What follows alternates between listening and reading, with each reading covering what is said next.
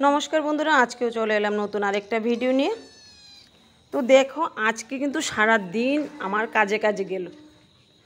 तो भाबलाम सकाल बेला भिडियोटा देबो, दिते पारिनी जेहेतु काज छिलो प्रचुर। तो तुम्हादेर तो बोललाम कोनो लुकई पावा जाच्छे ना काजेर जोन्नो। तो तुम्हादेर दादाभाईके आजके आमी बोललाम जे आमार साथे एकटु हाथ लागाओ, माचाटा तुले नेब। तो तुलते तो खूबई कष्ट हलो माचाटा भांगते। और भांगाते एक सुविधा हलो कि देखो এই জায়গাগুলি একদম রোদ পেত না। তো এখন ভালোই রোদ আসছে। আর বেগুন গাছগুলি খুবই খারাপ অবস্থা হয়ে গেছে যেহেতু রোদ পায় না। আর রোদ না পেলে গাছগুলির যে কি খারাপ অবস্থা হয় সে কথা তো তোমরা জানো। দেখো একদম পর্ণমোচী গাছের মতো হয়ে গেছে পাতা ছাড়া। আর গাছে যদি পাতাই না থাকে ফল কিভাবে হবে। তারপরও কিন্তু গাছগুলিতে প্রচুর পরিমাণে বেগুন আছে। देखो और बेगुनगुलिओ भालोई आकारेर। और ओई साइडेर गाछटातेओ बेगुन आछे किन्तु गाछटा एकदम माटिते शुये छिलो। तोमादेर दादाभाई एकटा खुंटी दिए सेटाके बेঁধে दिल। और देखो एर मध्येও किन्तु किछु बेगुन आछे। तो तारपर चलो आमी एखाने 3टी लाउएर बीज दिलाम। 3टा बीजई फुटेछिलो, बृष्टिर जोन्नो 2टा नष्ट हये गेछे, माने गाछ उठे पचे गेछे और एई गाछटा शुधु रये गेछे। और गाछटार तो एकदम खराब अवस्था। देखो एकदम शुरू যাই হোক বেঁচে আছে তাই যথেষ্ট। দেখা যাক মাচা দিয়ে গাছটাকে লতিয়ে দেব, হলে তো হবেই, না হলে ডুগা খেয়ে নেব। আর এখানে বস্তাতে কুলেহারা গাছ আছে, এটাকে কিছু ডালা কেটে এখানে লাগিয়ে দিয়েছি। তো কুলেহারা গাছ লাগালেই হয়। আর এখানে দেখো কলমি শাকগুলি এখানে লতিয়ে গেছে, তারপর এর মধ্যে শিকড় মেলে ব্রাঞ্চও ছেড়েছে। আর ব্রাঞ্চগুলি দেখো খুবই ভালো গ্রোথ, খুবই মোটা মোটা। তো তোমাদের তো বললাম যে ছাদের কলমি শাকগুলি থেকে নিচের কলমি শাকগুলি অনেক ভালো। দেখো এখানে কিন্তু আমি কোনো খাবারই দেইনি, ভাতের ফ্যান টেন কিছুই দেইনি, তারপরও দেখো ব্রাঞ্চগুলি কত মোটা মোটা।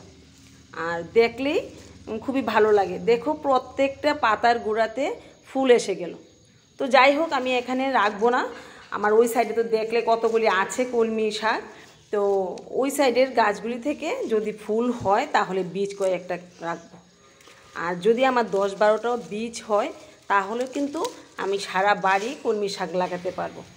এখন তোমরা বলতে পারো 10-12টা বীজে কিভাবে সারা বাড়ি ভরে নেবে। তো যদি 10-12টা গাছ হয় তার থেকেই কিন্তু আমি ব্রাঞ্চ কেটে কেটে অনেকগুলি বক্স কিংবা মাটিতে লাগিয়ে সারা বাড়ি ভরে নেব। তো যাই হোক অনেকগুলি কিন্তু এখান থেকে শাক হয়ে গেল।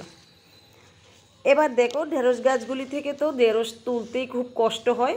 বুঝতে পারছি না ভিডিওই বানাবো নাকি ঢেঁড়স তুলবো, অনেক বড় গাছগুলি। আর দেখো এই গাছটাতে তো প্রতিদিনই মানে একদিন পর পরই 4টে-5টে করে ঢেঁড়স তোলা যায়।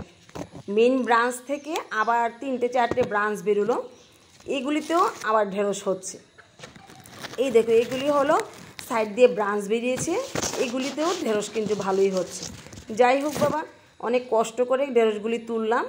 আর এখানে একটা ঢেঁড়স হয়ে আছে। আর এই গাছগুলিতে আজকে আর কোনো ঢেঁড়স নেই, নতুন গাছে একটা ঢেঁড়স শুধু বড় হয়েছে, সেই ঢেঁড়সটাও তুলে নেব। আর এই গাছগুলিতে ভালোই দেখা যাচ্ছে যে ফুলের কুড়ি আছে, দেখা যাক কতগুলি পাওয়া যায়। এবার চলো যেহেতু বেগুনগুলি বড় হয়ে গেছে আজকে তুলে নেব, না হলে বানর যদি দেখতে পায় সবগুলিকে খাবে তো না, চিবিয়ে চিবিয়ে সারা বাড়িতে ছড়িয়ে রাখবে। তো যাক বানরদের নষ্ট করার চেয়ে আমি নিয়ে খেয়ে নিই। তো দেখো অনেকগুলি কিন্তু বেগুন পেলাম এই গাছটা থেকে। আর এখন যেহেতু রোদ পাবে গাছটা আরও সুন্দরভাবে হয়ে এর মধ্যে ফুল আসবে, আবার কিন্তু বেগুন দেবে। আর এখানে 2টা বেগুন আছে বড়, এই 2টাকেই নিয়ে নেব। দেখো অনেকগুলি কিন্তু বেগুন পেয়ে গেলাম 2টা গাছ থেকে। তো এবার কয়েকটা লঙ্কা নিয়ে নেব। আর বন্ধুরা লঙ্কা গাছগুলিতে এখন লঙ্কা প্রায় শেষ, আবার নতুন করে ফুল আসছে।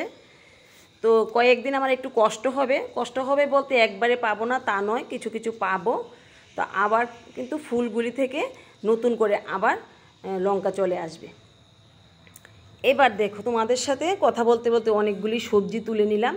আজকে কিন্তু প্রচুর পরিমাণে কলমি শাক পেয়ে গেলাম। আর কলমি শাকগুলি পাতাগুলি শাক করব আর ডোগাগুলি শুটকি মাছ দিয়ে খাবো। সেটা আমার কাছে খুবই দারুণ লাগে। তোমরা একদিন খেয়ে দেখবে, ভালো লাগবে যারা শুটকি মাছ ভালোবাসো। আর দেখো অনেকগুলি বেগুন পেলাম, মাছ দিয়ে রান্না করব আর ঢেঁড়স ভাজি করব। তাহলে দেখো কত রকমের রান্না হয়ে গেল নিজের বাড়ির বাগানের সবজি দিয়ে। তো ঠিক আছে, আজকের ভিডিওটা এখানেই রাখছি। দেখা হবে আগামী ভিডিওতে। আর তোমরাও এইভাবে অর্গানিক বাগান করো, অর্গানিক খাবার খাও।